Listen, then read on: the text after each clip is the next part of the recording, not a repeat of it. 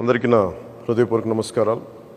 జనసేన మద్దతుదారులకి, జనసేన వీర మహిళలకి, జన సైనికులకి, ఆంధ్రప్రదేశ్ ప్రజలకి, ప్రతి వర్గాలకి అందరికీ పేరు పేరున నా హృదయపూర్వక నమస్కారాలు. ఈ ఎన్నికలు ఈ మే 13న చాలా కీలకమైన ఘట్టం చేరుకోబోతుంది. మన భవిష్యత్తుని మనం నిర్దేశించుకునే సమయం.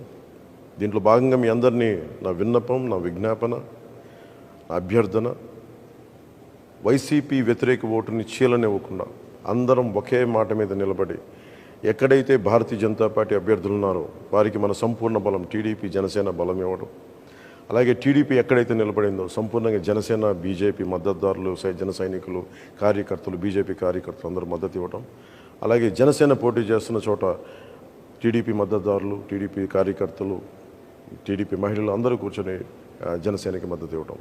సమిష్టిగా ఇది కూటమి